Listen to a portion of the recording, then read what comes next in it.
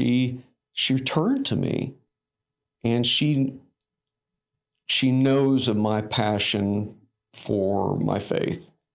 And she said, I know he's real because I've been with him.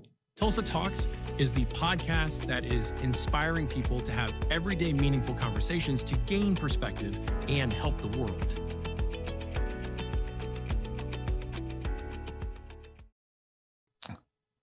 Welcome to Tulsa Talks, where we try to have meaningful connections and conversations.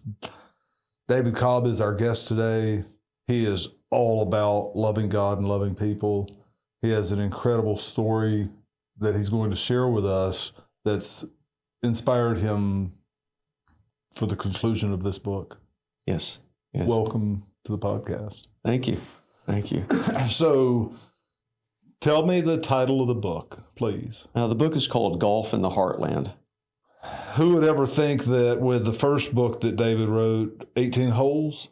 It's called Hole by Hole. Hole by Hole. Hole okay. by Hole. Yes. And then the next It was one, 18 holes, but Hole by Hole is the name of the book. Hole by Hole is the name of the book. And the second book again? Golf in the Heartland. David might like to golf. I do. I love the parallels between sport, obviously, especially golf, and life. And it's a wonderful game. Yeah. And you bring these stories that God shows you, tells you, has you to write. Yes. Through golf. Yes, and my love of the golf course, because really that is my passion. Is I love nature. I love being outside, as we all really do, and I love golf courses. Just really the varying nature of each golf course and how different each one is, and how brilliant the designers of great golf courses are in taking nature and bringing forth a playing field that we can all enjoy. So yeah, I love it. Yes. Yeah. I've been golfing like twice in my life, and I have limited it to that because I have friends that cannot hardly set their golf clubs down. I mean, they're going 3 or 4 times a week. Yes. How many times are you golfing this week? Well, this is unusual. How many times are you golfing this week? This is an unusual week. 5 times. Yeah. But typical's 1 or 2. Typically 1, maybe 2 during the golfing season. Yeah. Different people get out in nature different ways. My wife and I, we go hiking. Yes. Yeah. My sister's really into bicycling. Got friends that go into fishing and hunting. And it's all the same thing. I would go out there even if it's nothing. Right. Just to be out there. And the added benefit is getting to knock balls around. Yes. That's the additional benefit is really to have something that's challenging to do, but also entertaining. Yeah. So this lady, tell me about this coworker of yours. Yeah, absolutely. So I was. It was right before I was going to be supposed to be speaking at the Anchor, where the Journey meets every Friday at 6:30 in the morning, and I was going to be speaking, and this is a hub where people from the Journey get together. Yes. And the Journey is the Journey is really the ministry outreach from a ministry called Influencers, which is an international ministry really designed to help people become more close to Christ in their walk. And so I was supposed to be speaking, and I was sitting at a table with her. I was at one of my, at a company retreat training, and we were sitting next to each other. Everyone else had left the room. We were finished with the session. We were supposed to go tour. We were in Omaha, Nebraska at the time, and I overheard that she was planning on not going on the walking tour, and I just felt prompted to ask her, if everything was okay, and she proceeded. And she gave me.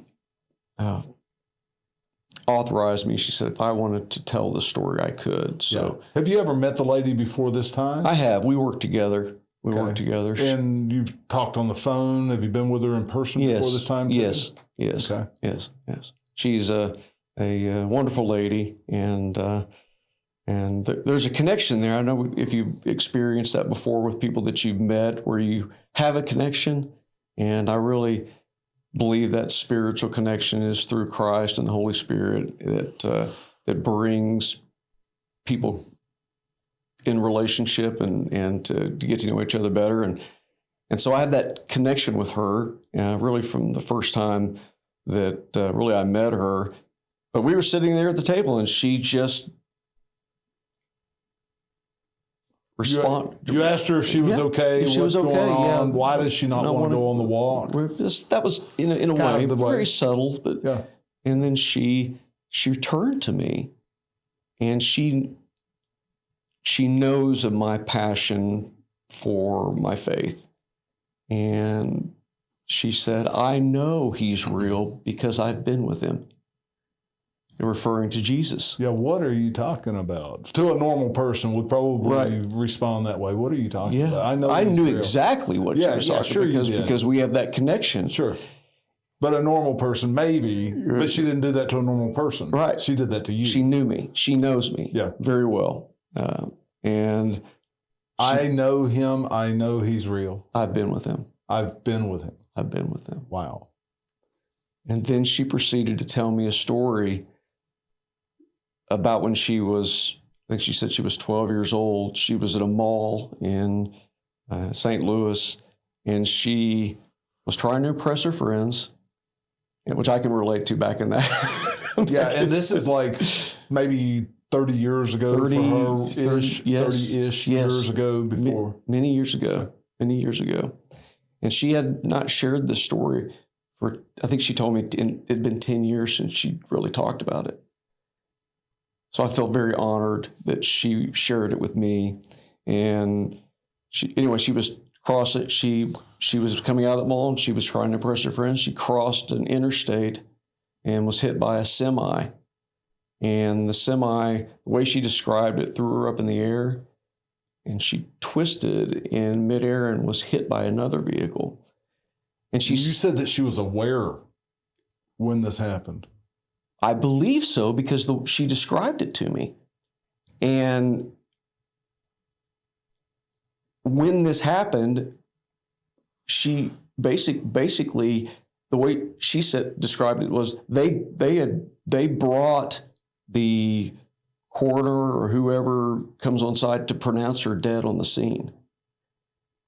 Well, apparently, while she was laying there on the highway, that's when she walked with Jesus. And she said she walked with him, and he, from what I understand from the conversation, she told him that she wasn't ready to go and that Jesus was fine, that she could go back. And I'm like, wow, no, I've never heard anybody tell me a story like this before. And I was just blown away by that fact, and that she would share that with me. And I actually, for the talk that I gave at the Anchor, I had planned to talk about something completely different. Yeah, I had heard you the week before in Toastmasters, and you threw that out the window, and here we go with this lady's story. I did. So tell us about how that affected the conclusion of your newest book that you're about to release within the next 3 to 6 months. Right. Well, in the book that I'm writing, really the themes of faith and really becoming childlike and releasing control in our lives. It seems to be a thing. I know, right? You can't do that. I got to man up. Right. Or I got to go roll over in a corner somewhere in a ball and just sulk my life away for a few years to figure it all out. Exactly. Yeah. How do you do that, David? How do you release your life?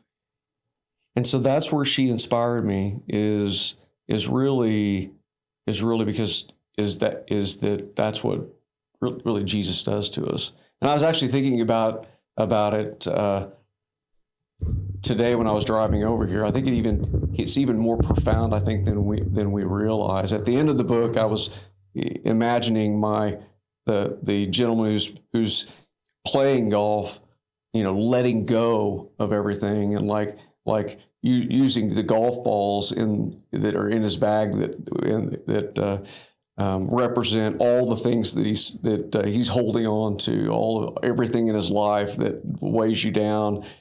And really, once you let go of those things, you can be lifted up.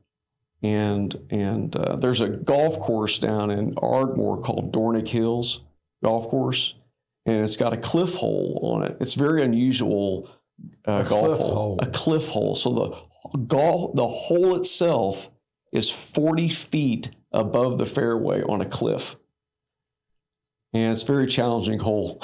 It's a very challenging golf hole. And it's one of the really unique golf holes in all of golf.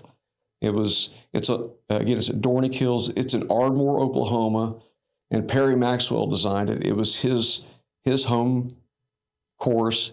It was where he lived and raised his family in Ardmore, and he built the course and started building it in like 1914. So it's been there for a long time. But he put that hole on a cliff.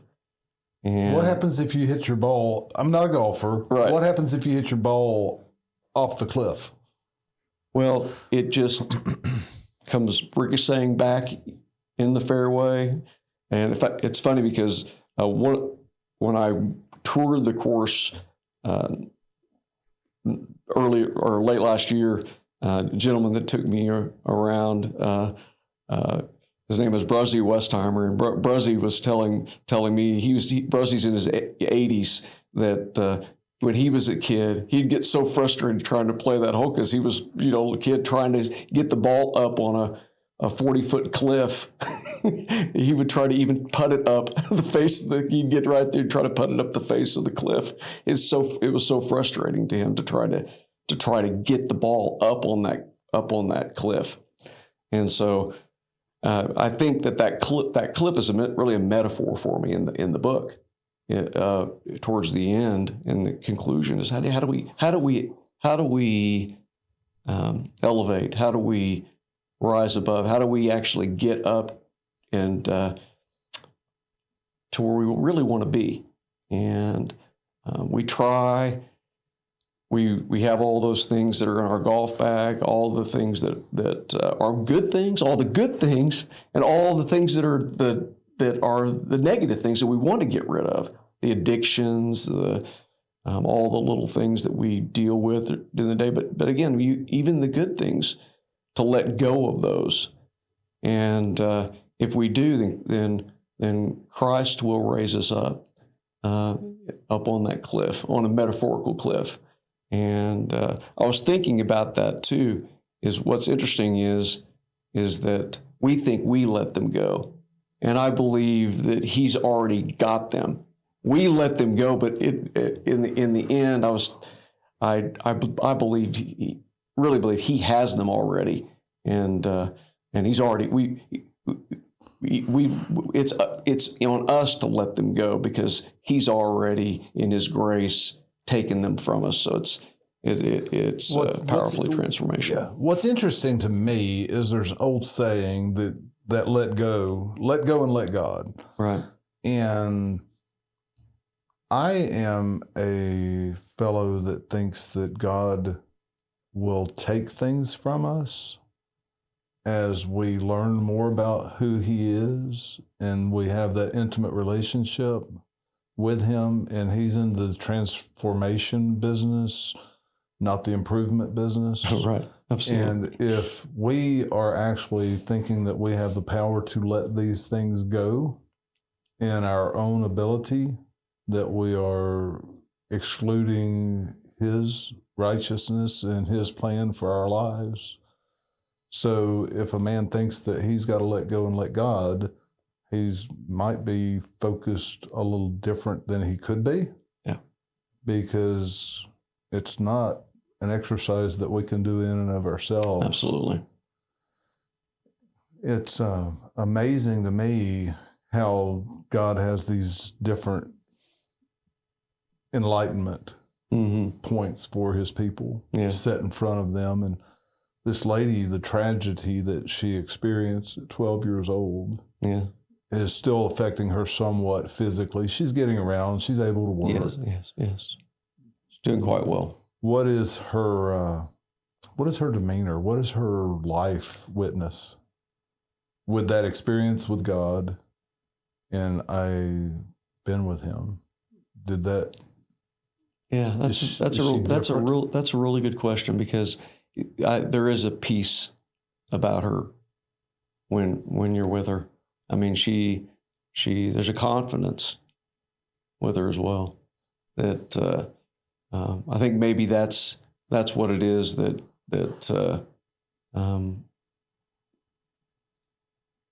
has been as a result of that faith that you know. What's funny is the faith is the substance of things hoped for, the evidence of things not seen. I propose that we can live beyond faith like that lady, because when you've seen it, I know, right? That kind of obscures that definition that God put in his word himself. Right. And it's part of our journey. Right. Of enlightenment. Right. To be able to have that personal experience. And I propose that we can have that without having to be hit by a semi in a vehicle. Absolutely. And so many people struggle. Right. But the birthing process is a struggle. Yes. And we've both been there. Absolutely. And we all have. Maybe we're not there anymore. Maybe we are. A lot of people say if you aren't dealing with something, you're not aware of it yet. Right. I propose that we can get beyond that. Absolutely. Yes, I was reflecting back to a time in this childhood, really looking back into going to a childlike state where we've had our innocence restored. And I was thinking back to something that happened to me when I was like really early on, like elementary school. I think it was probably the first time that I took control in my human sinful nature. And I remember when I was in elementary school, and someone had brought I think it was their dad's coin collection to school. Might want to hand that off to the authority when you first get to school and not have it around your peers. Well, so the teacher passed it around, and it had all these coins in it from they were unique coins. There were coins from all over the world in this coin collection. And so as that coin collection was coming around, I remember I looked in there and I thought, there was a coin in there, was a unique shape, unusual. I took it, put it in my hand, clasped it very tightly.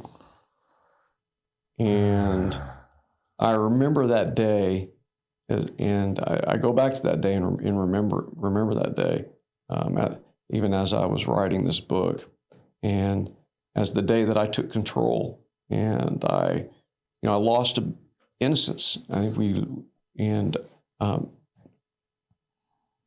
to let go of that, and to have the realization that that Christ has already taken that coin away from me, all of that coin and all of my sin, and that really I have the right. The only right that I have is to be His child and His son, and that I'm free. And I think that when you're in that posture of that reality and that truth, then it just opens up so so much possibility. Yeah. So that's why I'm so excited about this book, because I do believe there are many people that are stuck, that are in their lives as we get older, and we yearn to get back to that time before we took control. I think that God has placed his breath through all people that are alive, because without him, nobody lives.